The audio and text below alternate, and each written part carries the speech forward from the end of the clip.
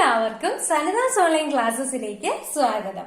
അപ്പൊ നമ്മള് കഴിഞ്ഞ ക്ലാസ്സിൽ ഫ്രാക്ഷന്റെ ചെറിയ സംഖ്യകളുടെ ഫ്രാക്ഷൻ ഇങ്ങനെ വെട്ടിക്കുറയ്ക്കാം എന്ന കാര്യം നമ്മൾ പഠിച്ചു അല്ലെ. അപ്പൊ 2 കൊണ്ട് ഡിവൈഡ് ചെയ്യുന്ന ഭാഗമാണ് നമ്മൾ പഠിച്ചത് അല്ലെ. അപ്പൊ ഒരു സംഖ്യനെ 2 കൊണ്ട് ഡിവൈഡ് ചെയ്യാൻ പറ്റുമോ ഇല്ലയോ എന്ന് അറിയുന്നത് എങ്ങനെയാണ്? ആ സംഖ്യയുടെ അവസാനത്തെ അക്കം 2ന്റെ ഗുണിതമാണോ എന്ന് നോക്കണം. അപ്പൊ നോക്കിക്കേ മക്കളെ, ഇതിനെ നമുക്ക് ഡിവൈഡ് ചെയ്യാൻ പറ്റുമോ? ഇവിടെ 3ഉം ഇവിടെ 2ആ. അപ്പൊ ഇതിനെ നമുക്ക് 2 കൊണ്ട് ഡിവൈഡ് ചെയ്യാൻ പറ്റുമോ?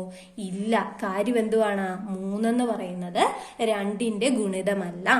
ഇനി നോക്കിക്കേ, 120/132 എന്നായിരുന്നു, 136 എന്ന് വെച്ചു. ഇനി അവസാനത്തെ അക്കം 0ഉം 6ഉമാണ്. എങ്കിൽ നമുക്ക് എന്തുകൊണ്ട് ഡിവൈഡ് ചെയ്യാം? 2 കൊണ്ട് ഡിവൈഡ് ചെയ്യാം.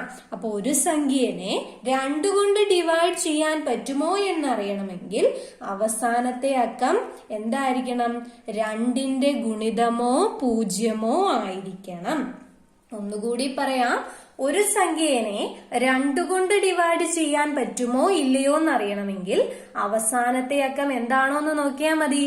0ആണോ അല്ലെങ്കിൽ 2ന്റെ ഗുണിതമാണോ എന്ന് നോക്കിയാൽ മതി. ക്ലിയർ അല്ലേ? അപ്പൊ നമുക്ക് എക്സാമ്പിളുകൾ പരിചയപ്പെടാം. ഒന്നാമത്തെ എക്സാമ്പിൾ ആണ് മക്കളെ 100/8. 100/8നെ നമുക്ക് വെട്ടാവോ നോക്കാം. നോക്കിക്കേ, ഇവിടെ അവസാനത്തെ അക്ക 8ഉം ഇവിടെ 0ഉമാണ്. എങ്കിൽ നമുക്കിതിനെ എന്തുകൊണ്ട് ഡിവൈഡ് ചെയ്യാം? 2 കൊണ്ട് ഡിവൈഡ് ചെയ്യാം. നമുക്കൊന്ന് നോക്കാം. 2ന്റെ പട്ടികയിൽ 8 എത്ര തവണയുണ്ട്? 4 തവണയുണ്ട് അല്ലെ. ഇനി എന്നാ നോക്കണ്ടേ? 2ന്റെ പട്ടികയിൽ 1ഉണ്ട്. നമ്മളിങ്ങനെ സാധാരണ 2നെ 100 വെച്ച് ഡിവൈഡ് ചെയ്യുന്നൊന്ന് ആലോചിച്ച് നോക്കാം.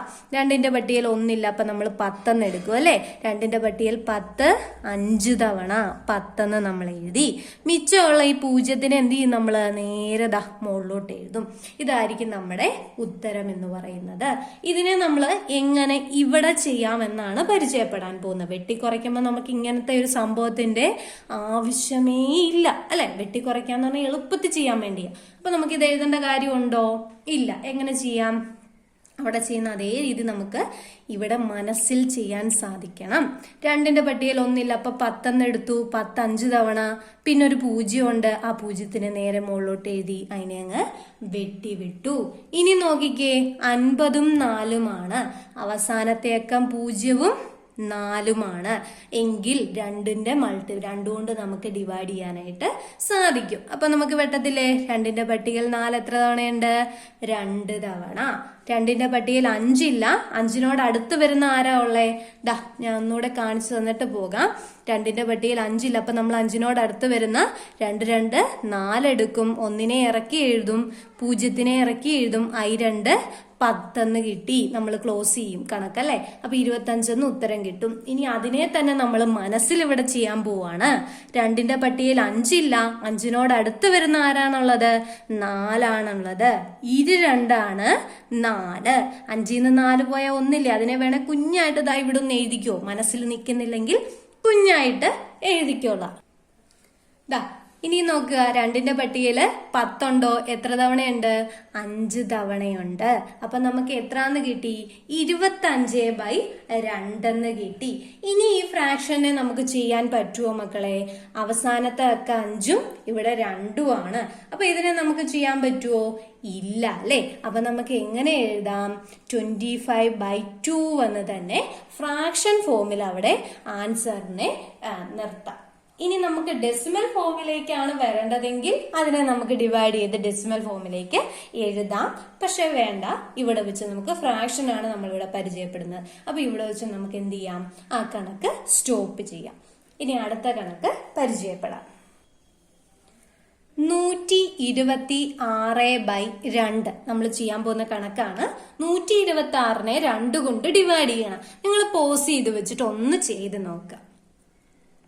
ഓക്കെ, നിങ്ങൾ ചെയ്ത് നോക്കിയെന്ന് വിശ്വസിക്കുന്നു. നമുക്ക് എന്താ നോക്കണ്ടേ? അവസാനത്തെ അക്കം 2ന്റെ ഗുണിതമാണ്. അപ്പൊ നമുക്ക് ഇതിനെ എന്തുകൊണ്ട് വെട്ടാം മക്കളെ? 2 കൊണ്ട് വെട്ടാം. നോക്കിക്കേ, 1 2 2, 1ഇല്ല, 12 എന്ന് എടുത്തു. 6 2 12. 6 എത്ര തവണയുണ്ട് 2ന്റെ പട്ടികയില്? 3 തവണ. 3 എഴുതി. അപ്പൊ നമുക്ക് എത്രാന്ന് കിട്ടി? 63/1 എന്ന് കിട്ടി. ഉത്തരം എത്ര തന്നെയാ മക്കളെ? 63 തന്നെ. കിട്ടിയവരുണ്ടോ? ഉണ്ടെങ്കിൽ ഇപ്പം തന്നെ കമന്റ് ചെയ്തേ എനിക്ക് കിട്ടി ടീച്ചർ എന്ന് പറഞ്ഞിട്ട് ഒന്ന് കമന്റ് ചെയ്യുക കേട്ടോ.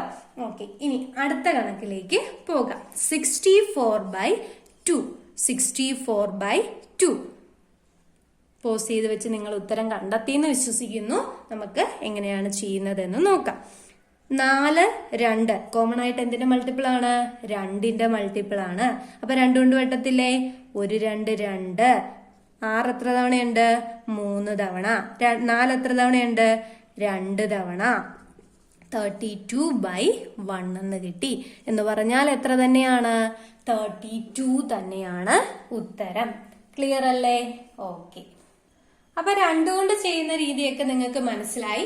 ഇനി നമ്മൾ പരിചയപ്പെടാൻ പോകുന്നത് ഒരു സംഖ്യനെ 3 വെച്ച് ഡിവൈഡ് ചെയ്യാൻ പറ്റുമോ ഇല്ലയോ എന്നറിയുന്നത് എങ്ങനെയാണെന്നുള്ളതാണ്.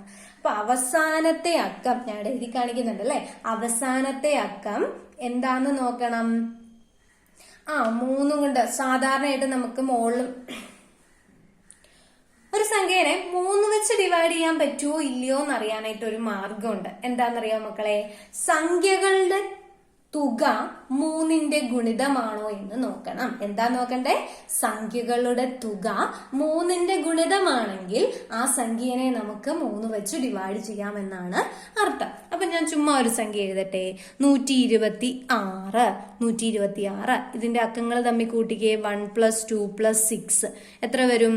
2 3 2 1 3 3 6 9. അക്കങ്ങളുടെ തുക എത്രാന്ന് വന്നു?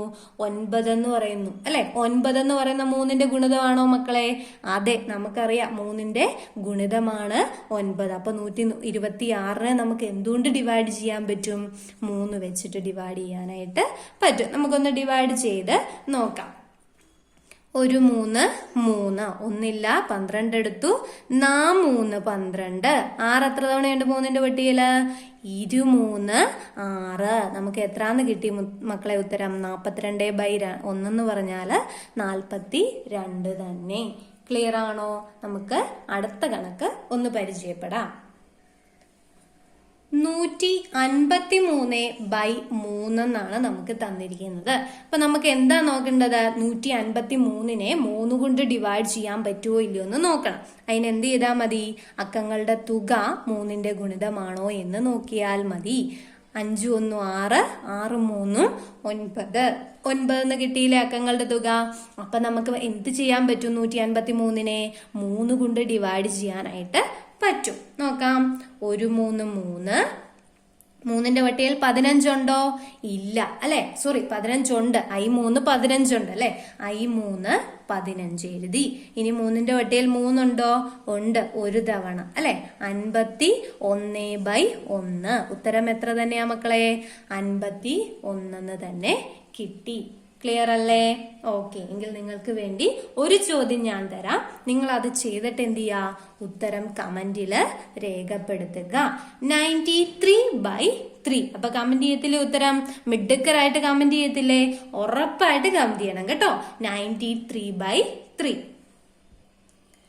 ഇനി ഒരു സംഖ്യ നോക്കിയേ മക്കളെ. 128. 128നെ നമുക്ക് 3 കൊണ്ട് ഡിവൈഡ് ചെയ്യാനായിട്ട് തന്നു. ചെയ്യാൻ പറ്റുമോ ഇല്ലെന്ന് അറിയണമെങ്കിൽ എന്താ ചെയ്യണ്ടേ? 2 1 3 3ഉം 8ഉം കൂടെ കൂട്ടിക്കഴിഞ്ഞാൽ എത്ര വരും? 11 വരും അല്ലെ. 11 എന്ന് പറയുന്നത് 3ന്റെ മൾട്ടിപ്പിൾ ആണോ? അല്ല. അപ്പൊ ഇതിനെ നമുക്ക് 3 കൊണ്ട് ഡിവൈഡ് ചെയ്യാൻ പറ്റുമോ? ഇല്ല എന്നാണ് ഉത്തരം. ക്ലിയർ അല്ലേ മക്കളെ? ഓക്കെ. ഇനി നമുക്ക് 4 കൊണ്ട് ഒരു സംഖ്യനെ മൾട്ടിപ്പിൾ ചെയ്യുമ്പോഴുള്ള എന്തൊക്കെ കാര്യങ്ങൾ ശ്രദ്ധിക്കണമെന്ന് നോക്കാം. ഒരു സംഖ്യനെ 4 കൊണ്ട് ഡിവൈഡ് ചെയ്യാൻ പറ്റുമോ ഇല്ലയോ എന്ന് അറിയാനായിട്ട് അവസാനത്തെ അക്കം 2 അക്കം നോക്കണം. എത്ര അക്കം നോക്കണം? 2 അക്കം നോക്കണം അല്ലെ. അവസാനത്തെ 2 അക്കം 2 പൂജ്യമോ അല്ലെങ്കിൽ 4ന്റെ ഗുണിതമോ ആണെങ്കിൽ മതി. അവസാനത്തെ അക്കം എത്ര പൂജ്യം ആയിരിക്കണം? 2 പൂജ്യം. 2 കൊണ്ടായിരുന്നപ്പോ 1 പൂജ്യം ആയിരുന്നാ മതിയായിരുന്നു അല്ലെ. 4 കൊണ്ടാകുമ്പോ 2 പൂജ്യമോ അല്ലെങ്കിൽ 4ന്റെ ഗുണിതമോ ആയിരിക്കണം. 64/8 നോക്കിക്കേ. ഇതിന്റെ അവസാനത്തെ അക്കം 64 അല്ലെങ്കിൽ 4. ഇവിടെ അവസാനത്തെ അക്കം 8 എങ്കിൽ നമുക്ക് എന്തുകൊണ്ട് ഡിവൈഡ് ചെയ്യാം? ഈ 64ഉം 8ഉം അല്ലെങ്കിൽ 4ഉം എന്ന് പറയുന്നത് എന്തിന്റെ ഗുണിതമാ മക്കളെ? 4ന്റെ ഗുണിതമാണല്ലേ. അപ്പൊ നമുക്ക് 4 കൊണ്ട് വെട്ടത്തില്ലേ? 4 2 8. എന്താണ്? 4 2 8. ഇനിയോ 4ന്റെ പട്ടികയില് 6 ഇല്ല. 6നോട് അടുത്ത് വരുന്നുണ്ട് ഒരാളുണ്ട്. 1 4 4 അല്ലെ. 6ന്ന് അപ്പം 4നെ കുറയ്ക്കണം. സംശയം വരുന്നുണ്ടോ? നമ്മളിപ്പോ 4 കൊണ്ട് ചെയ്യാം. 1 4 4 എഴുതി, 2 6ന്ന് 4 പോയി 2 എഴുതി, 4 എഴുതി. ഇനി എത്രയാണ്? 4 20, 6 4 24 എന്ന് നമ്മൾ എഴുതുന്നില്ലയോ? ഇതിനെ നമ്മൾ ഷോർട്ടാക്കി ഇവിടെ മനസ്സിൽ ചെയ്യുക എന്നുള്ളതാണ് കേട്ടോ. 6ന്റെ പട്ടികയില് 6ന്റെ അകത്ത് 4 ഒരു തവണ അല്ലെ. ആ 1 4 4 എഴുതി. 6ന്ന് 4 കുറച്ചപ്പോ കിട്ടിയ 2 നമുക്ക് കുഞ്ഞായിട്ടൊന്ന് ഓർക്കാൻ വേണ്ടി മാത്രം ഒന്ന് എഴുതാം. 24 എന്നായി. 6 4 24 എന്നായി. ഇനി നോക്കിക്കേ 16/2 എന്നായി അല്ലെ. 16/2 എന്നായി. ഇനി നോക്കിക്കേ ഇതിനെ നമുക്ക് ഏതുകൊണ്ട് ഡിവൈഡ് ചെയ്യാം? 2 കൊണ്ട് ഡിവൈഡ് ചെയ്യാം. അവസാനത്തേക്ക് മാറും 2ഉം ആകയാൽ നമുക്ക് എന്തുകൊണ്ട് ഡിവൈഡ് ചെയ്യാം മക്കളെ? 2 കൊണ്ട് ഡിവൈഡ് ചെയ്യാം. 2ന്റെ പട്ടികയിൽ 2 ഒരു തവണ, 16 8 തവണ. ഉത്തരം എത്രയാന്ന് വന്നു? 8/1 എന്ന് പറഞ്ഞാൽ എത്ര തന്നെയാണ് ഉത്തരം? 8 എന്ന് തന്നെയാണ് ഉത്തരം വരിക. ക്ലിയർ അല്ലേ മക്കളെ? മനസ്സിലായോ? അടുത്ത എക്സാമ്പിൾ പരിചയപ്പെടാം. അടുത്തൊരു സംഖ്യയാണ് 100/16. നമുക്ക് ഇതിനെ ഡിവൈഡ് ചെയ്യാൻ പറ്റുമോ? 100/16 ആണ് അല്ലെ. അവസാനത്തെ അക്കം 2 പൂജ്യവും ഇവിടെ അവസാനത്തെ അക്കം 16ഉമാണ്. അല്ലെങ്കിൽ 1 പറ്റത്തില്ല. അപ്പൊ നമുക്ക് 6 എന്ന് പറയുന്നത് 4ന്റെ ഗുണിതമല്ല. അപ്പൊ നമുക്ക് നോക്കാം 16. അവസാനത്തെ അക്കം 2 പൂജ്യവും അവസാനത്തെ 2 അക്കം 4ന്റെ ഗുണിതവും ആണെങ്കിൽ നമുക്ക് എന്തുകൊണ്ട് ഡിവൈഡ് ചെയ്യാം മക്കളെ? 4 കൊണ്ട് ഡിവൈഡ് ചെയ്യാം. നോക്കിക്കേ 4ന്റെ പട്ടികയില് 16 എത്ര തവണയുണ്ട്? 2 തവണ.